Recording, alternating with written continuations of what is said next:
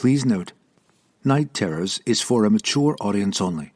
Episodes may contain language, violent images, and extreme gore.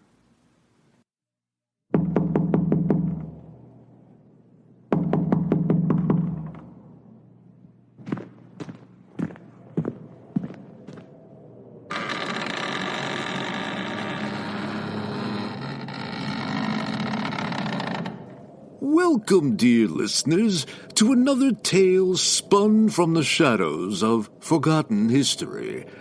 Tonight, we venture into a place where greed has long since turned to terror, where the past refuses to stay buried.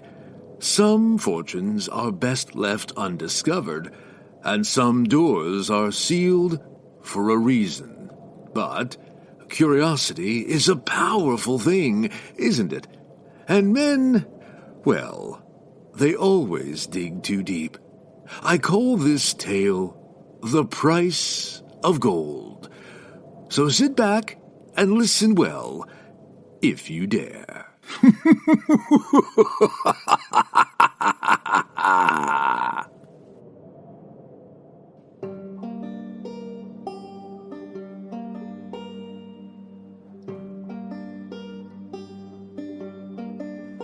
Whispering Pines was a town long past its prime.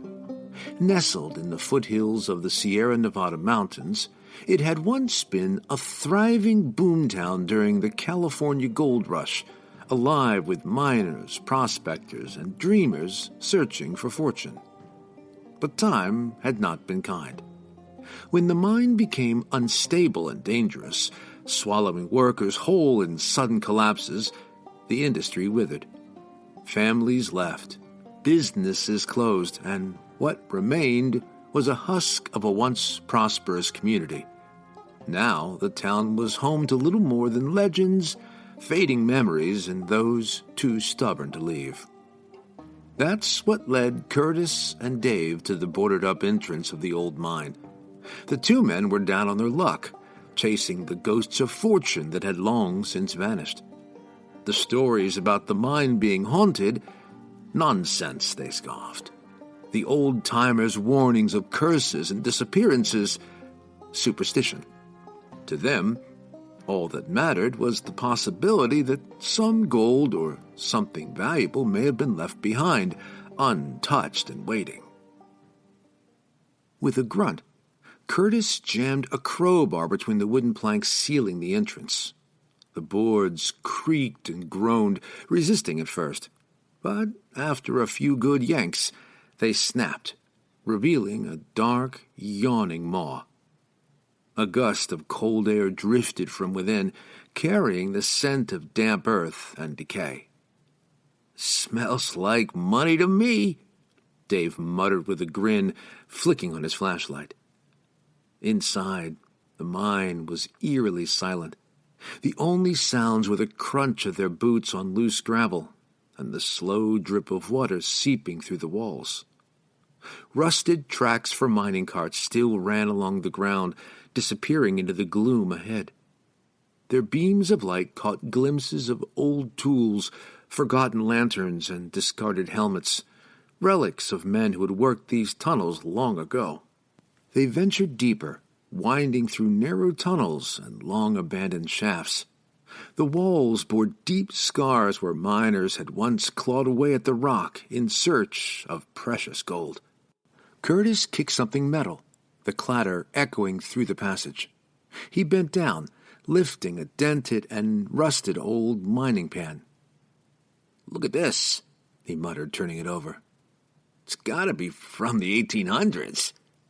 Nearby, they found more relics, a broken pickaxe, its wooden handle long since rotted away, and a set of rusted scales, their balance frozen in time. "This place is a damn museum," Dave chuckled. "Think we can sell this stuff? I mean, it's got to be valuable to somebody, history and all that." Curtis didn't answer. His flashlight had caught something else. Half buried in the dirt was an object unlike the others, something unnatural. He reached down, brushing away the dust, and lifted it into the light. It was an idol carved from a peculiar black stone, small enough to fit in one hand, but heavier than it looked. Its surface was covered in strange, jagged etchings, patterns, and symbols that seemed to shift when viewed from different angles. Its face was monstrous, a gaping maw lined with sharp, curved teeth and hollow eyes that seemed to drink in the light. It radiated an eerie and unnatural cold. "Jesus," Dave whispered. "That's creepy as fuck. What the hell is that?"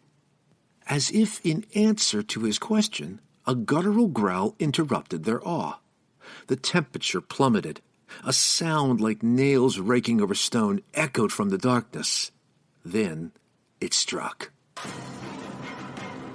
A blur erupted from the shadows. It moved impossibly fast, a beast with burning ember eyes and jagged claws. It was on Dave before he could react. Claws sank into his torso, rending through flesh and muscle with sickening ease. He gasped, eyes wide as his body convulsed. Blood gushed from his gaping wounds, pooling at his feet.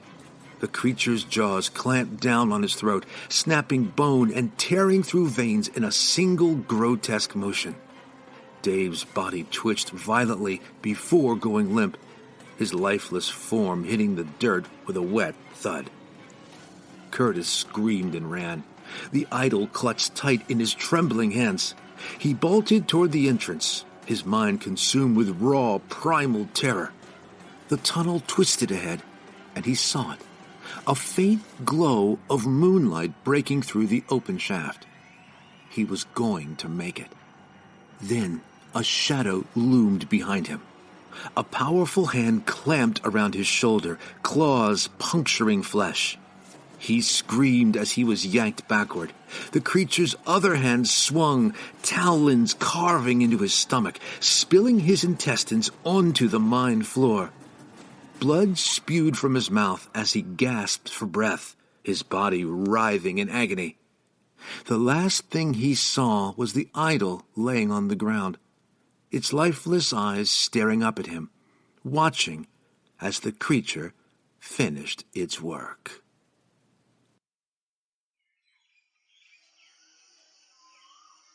Tommy, Jake, and Lisa walked along a narrow dirt path, their sneakers crunching against fallen leaves. Tommy led the way, always the first to suggest something daring. He was the confident one, the ringleader of their little group. Jake followed close behind, the planner, a little more cautious but always up for a thrill. Lisa lagged slightly, her eyes darting around the trees, the skeptical one of the bunch, more interested in stories than proving how brave she was. The dense woods thinned out, revealing the entrance to the old mine. Even in broad daylight, it looked unsettling. The wooden support beams at the entrance were weathered and cracked, dark streaks of rust running down the metal frame like dried blood. A damp, musty air seeped out of the black hole in the side of the mountain, carrying a whisper of something long forgotten. Tommy stopped and turned to the others. "Whoa, it's open. I didn't expect it to actually be open," he said a bit tentatively, trying to hide his nervousness. "Okay, so who's going in first?" Jake smirked. "I dare you." Tommy scoffed. "Well, if you're not scared, why don't we all go in?" Lisa exhaled sharply but didn't back away. "Fine, but if we see anything creepy, I'm out." They stepped forward, the mine swallowing them into its shadowy depths.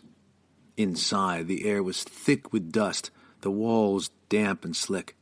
"Ooh, spooky," Jake teased, making a ghostly voice that echoed eerily.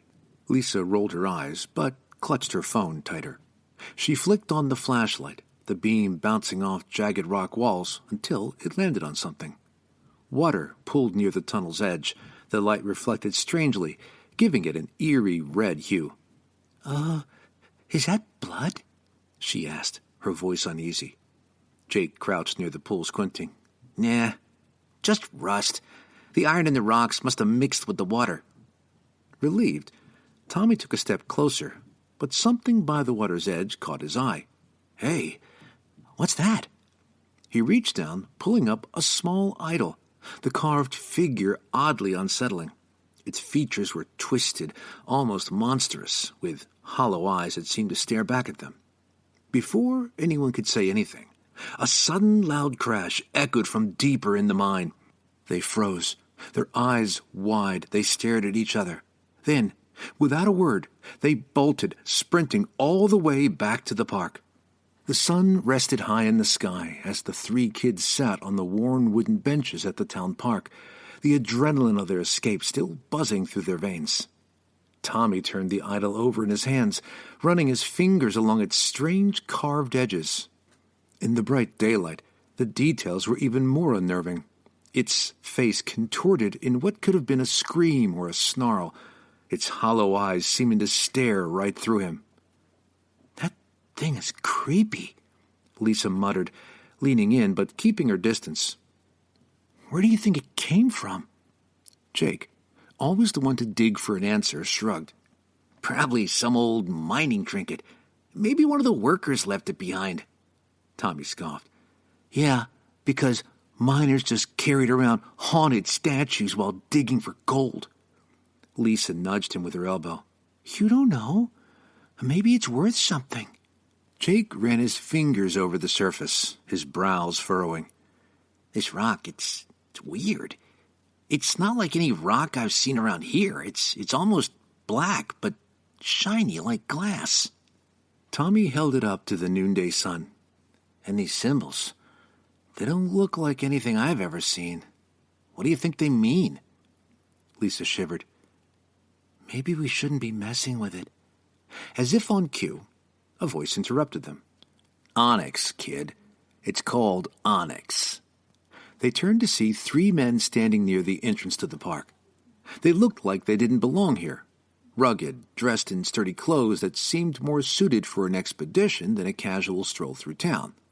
One of them, a tall man with sharp eyes and a confident smile, stepped forward. Tommy instinctively clutched the idol closer. We found it in the old mine." The man exchanged a glance with his companions, then crouched down to their level. "Mind if I take a look?" he asked, holding out his hand. Tommy hesitated before reluctantly passing the idol over. The man pulled out a small magnifying glass from his pocket and examined it closely, his eyes narrowing as he traced the strange symbols with his finger. After a moment, he let out a short chuckle and handed it back. "It's just a knick-knack," he said. "Something somebody must have carved while bored. Not worth anything, really. Still, it's quite a find, you know. Onyx isn't commonly found in these mountains. That makes this little piece more interesting. But, you know, things like this are still just junk. But if you know the right people, you can get a little something for 'em." Tommy's eyes lit up. "Like money?" The man chuckled. "Sure. Not much, but enough to make it worth your while. If you're interested, I could take it off your hands." Lisa hesitated. Something about the way they were looking at the idol made her uneasy, but Tommy was already nodding. "How much?" The man pulled out a couple of folded bills from his pocket. "How about $50? $50 was a lot for something they just picked up off the ground. Jake and Tommy exchanged a glance, and even Lisa had to admit that sounded tempting. Tommy reached for the money, but Jake hesitated. "Wait, what is it really? If you're willing to buy it, doesn't that mean it's worth more?" The man smiled, easy and unbothered. "Nah, I just like collecting weird things like this. You kids got lucky."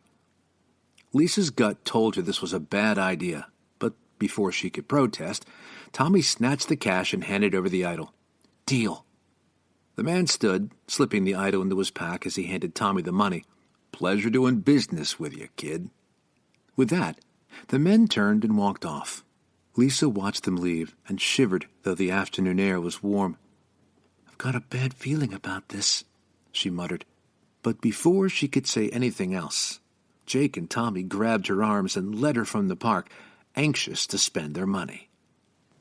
The three men gathered around a table in their dimly lit motel room, maps and old mining documents spread across the surface. The idol sat in the center, its onyx surface gleaming under the single lamp. Ivan leaned back in his chair, arms crossed, his sharp blue eyes fixed on Carter. "Okay, mister, let's make a deal. Why did you waste money on that worthless idol?" he demanded, his thick Russian accent making his skepticism even sharper. "We're here for gold, not trinkets." Carter, a seasoned explorer with short dark hair and a confident smirk, tapped a finger against the table and stared back at Ivan. "Not worthless. We've scouted mines all over the world looking for lost artifacts and hidden treasures," he said. "Most of the time, it's a wild goose chase. Myths, legends that turn up nothing but dust. But this is different." Ivan looked at him. "All right, you have my attention. How is this different?" Carter held the idol up to the dim lamplight, twisting it slowly in his hand so that each of the symbols could clearly be seen. These symbols, they belong to a civilization called the Muisca, and I've never seen any artifact like this in any book I've ever read. Hale, the wiry and sharp-eyed strategist of the group, always the skeptic, rubbed the back of his neck and leaned forward. "So what's so special about the Muisca? Weren't they just another tribe?" "No, not just another tribe," the man corrected. "They were a civilization built around gold, and their legends gave birth to the whole El Dorado myth. Their rituals, their artifacts, those things were supposed to stay in South America. No one has ever found real evidence of them this far north. Yet, here we are standing over a mine that's been abandoned for decades, and this idol just happens to turn up?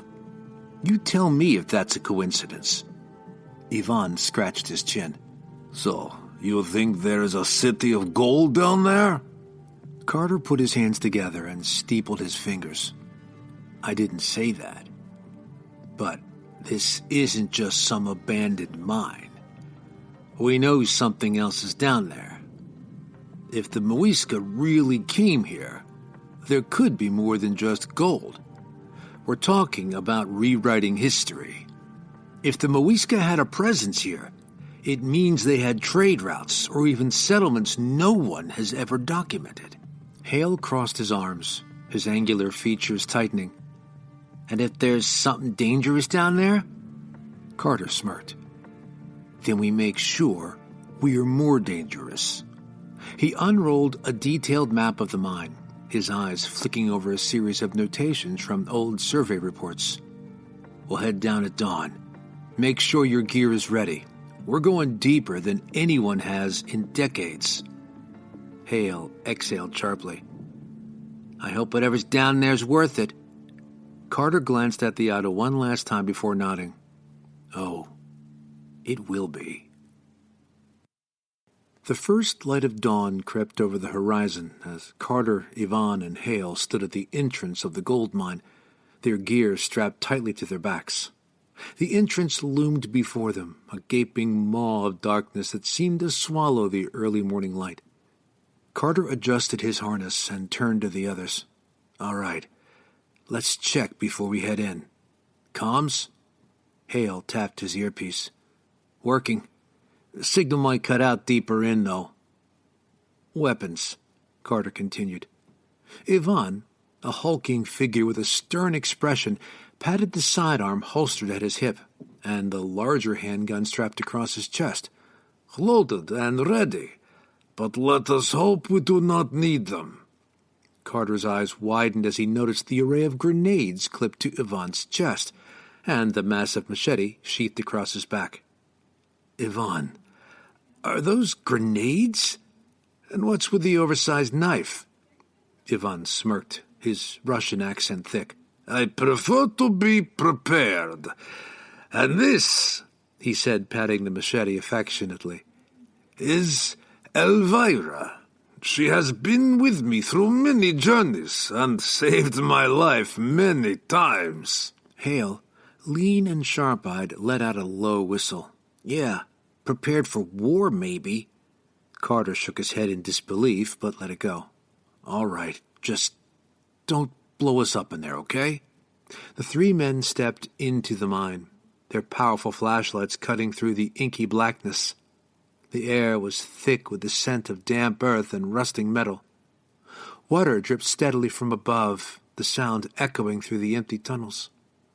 "Feels different from the other mines we've been in," Hale muttered, running his fingers along the stone wall. "Something about the air." "Age," Ivan responded. "This place has been sealed off for decades. Who knows what has been left undisturbed?" They moved deeper, carefully navigating around old wooden supports that looked ready to collapse at any moment. Their packs were laden with climbing gear, sturdy ropes, carabiners, harnesses, and descenders, all meticulously organized for the descent they anticipated. Carter pulled out a small handheld sonar device, sweeping it along the ground. The readings flickered, then something unexpected appeared. "We've got something here." "There's a sealed shaft leading deeper," Carter said, pointing at the screen. "It's not on our map, so this is where we descend." Hale unpacked their climbing gear while Ivan secured the ropes, double-checking the harnesses. "Sealed shafts usually either mean a collapse or something was hidden," Hale muttered as he looked at the other two. "This one ain't collapsed, so let's go find out what's hidden," he said as he lowered himself down the shaft. At the bottom, they found themselves in a cramped, dust-filled chamber. A hole had been knocked into one of the stone walls, opening into an immense space beyond. The rock around the breach looked dangerously unstable, and an old makeshift wooden frame had been erected to reinforce it. However, the wood was rotting, and the beams visibly weakened. Carter ran his hand along the crumbling frame. "This isn't on the map either," he said, voice hushed. "Why would someone dig this out and then try to seal it back up?" He glanced at his sonar device, frowning. "There's an immense cavern beyond this wall, and look at this." He pointed at the screen. "Most of the cavern's rough stone, but the far side is flat, like it was made that way." Ivan grunted. "Flat? You mean man-made?" Hale pulled out a flare from his pack. "Why are we still talking about it when we should be looking at it?" He lit and tossed in several flares. The flames flickered as they tumbled deep into the darkness, illuminating what lay ahead. As the flares cast their flickering light upon the cavern, the trio stood transfixed, their senses overwhelmed by the sight before them. An immense wall of pure gold stretched endlessly in both directions, its surface shimmering with an otherworldly glow. The sheer scale and opulence of the structure was breathtaking, but as their eyes adjusted, the true nature of the carvings emerged, revealing a narrative both mesmerizing and macabre. Every inch of the golden expanse was adorned with intricate Muisca iconography, meticulously etched to depict a haunting tableau. Scenes of ritualistic sacrifice dominated the panorama. Figures with solemn expressions offered bound captives to towering deities, their faces contorted in agony. Blood flowed from these sacrificial rites, artistically rendered to cascade down the wall, pooling into intricately designed basins. The juxtaposition of the wall's radiant beauty with the gruesome imagery created a dissonance that was deeply unsettling. Central to the composition was a colossal serpent, its sinuous form weaving through the scenes. The serpent's scales were inlaid with precious gems, and its eyes, fashioned with deep green emeralds, seemed to follow the observers with an unnerving awareness. Surrounding the serpent were depictions of priests adorned in elaborate headdresses, performing rites to appease the creature.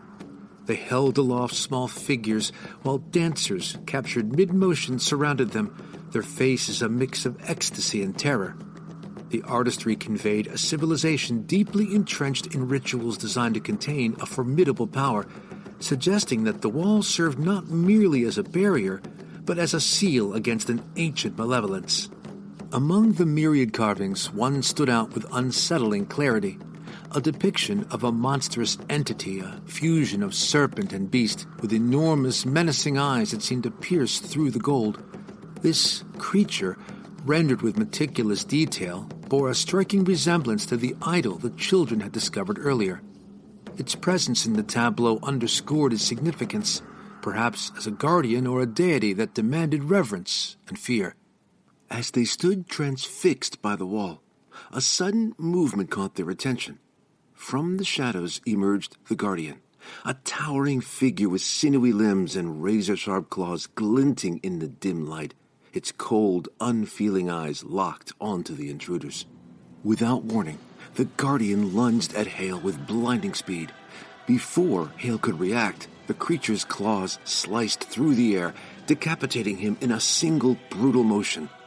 Blood sprayed across the golden wall as Hale's headless body crumpled to the ground, his severed head landing at Carter's feet. Yvonne's eyes narrowed, fury replacing shock. He drew his sidearm and fired at the guardian, but the creature moved with unnatural agility, weaving in and out of the shadows, making it difficult to land a hit. Carter joined the fight, his hands trembling as he squeezed the trigger. Bullets ricocheted off the cavern walls, a few finding their mark but causing only superficial wounds to the guardian. The creature retaliated, slashing at Yvonne with a vicious swipe. Its claws raked across Yvonne's chest, tearing through flesh and fabric alike. Yvonne reeled back, blood pouring from the deep gash. The force of the impact knocked him back against the unstable wall, his breath coming in ragged gasps. Clenching his jaw, Yvonne forced himself upright and reached for Elvira. He unsheathed the massive machete, the familiar weight of it in his grip, steeling his resolve. Okay, you want to play?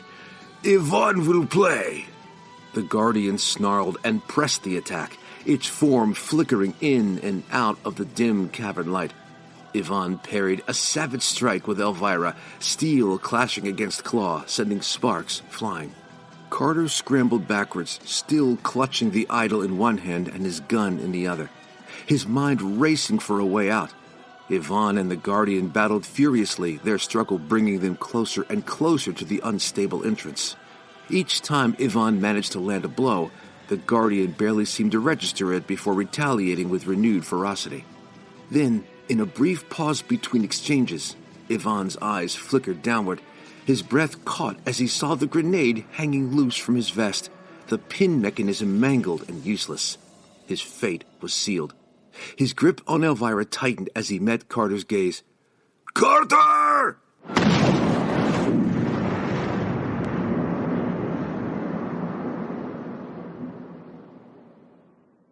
The explosion came in a heartbeat. The grenade detonated in a violent eruption of fire and rock, igniting the other explosive strapped to Yvonne's chest. The force of the blast sent Carter flying backwards, the idol slipping from his grasp as he crashed into the cavern floor. Shrapnel and debris shredded through the air like deadly projectiles. The explosion obliterated Yvonne in an instant, reducing him to little more than a smear of blood and ash. The unstable wall caved inwards, sending an avalanche of stone and rubble crashing down, burying the Guardian. The cavern went silent. Carter coughed and pushed himself upright, his ears ringing. He scanned the destruction, his eyes catching on the shattered remains of the idol, now nothing more than broken bits of stone and metal. Gritting his teeth, he stumbled forwards, his gaze locked onto the pinned Guardian. Most of the creature's form was buried beneath the rockfall, but its chest and head remained exposed. Blood pooled around the creature as Carter saw Elvira lodged deep into the creature's chest. Carter slowly approached and watched in disbelief as the Guardian's monstrous features began to contort and shift. Muscles shrank, fur receded, and the grotesque visage of the beast slowly gave way to the pale, bloodied face of a man. His breath came in shallow gasps, his human eyes filled with a mixture of agony and relief. Carter's grip on his gun tightened. His mind struggled to comprehend what he was witnessing. The dying man locked eyes with him. His voice was weak but urgent. The idol. Get the idol. There's still time. Confused, Carter hesitated before bending down and gathering what little remained of the shattered relic. He held up the crumbled bits, his heart pounding. The man's face twisted in anguish. And it's too late. It's over, he whispered, a tear sliding down his cheek. Carter knelt beside him, the weight of the situation pressing down on him. What do you mean it's too late? What's over? The man took a ragged breath and began his tale. He told Carter that hundreds of years ago, the Muisca discovered an ancient evil, Tequazolak. At first, they tried to appease the ancient god with gold and human sacrifices. Rituals were conducted under moonlit skies, and they offered everything they had. But it was never enough. Tequazolak's hunger was insatiable. He demanded more. He commanded the Muisca to build him a temple of pure gold. The Muisca did as they were told, but they came up with a plan. They would build the temple of gold as Tequazolak commanded. But once he was inside, they would use the idol to seal him in the temple and turn it into his prison. But the idol would also transform one of their bravest warriors into the Guardian, granting him unnatural longevity to stand watch, killing any who approach. Then, in the early 1850s, at the height of the gold rush, this group of miners stumbled upon this temple and unknowingly killed the Guardian, the same Guardian who had been protecting the temple for over 300 years. That's when one of the miners used the idol to continue the legacy and become the new Guardian. But now, with the idol destroyed, there's no Guardian left to protect the temple. Tequazolak is free. As he finished, the temple walls of pure gold began to shift, sinking slowly into the ground. The air grew heavy with an oppressive aura, thick with an ancient malevolence. From the depths of the encroaching shadow, a presence emerged, radiating a palpable sense of dread. As the temple's defenses crumbled, two brilliant pools of emerald doom appeared, staring with a hunger that seemed to consume all hope. Carter stood transfixed, feeling a crushing wave of guilt and loss as the reality of their actions settled upon him. It was as if the end of civilization loomed in those glowing, unblinking eyes.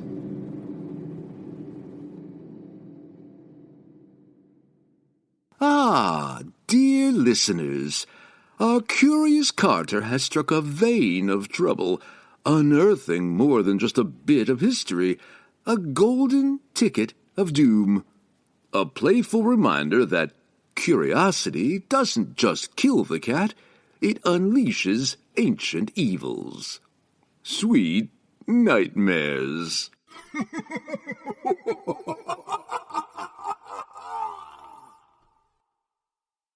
If you're enjoying the stories from the Ranger's Grove, please consider liking, sharing, and subscribing. Thank you.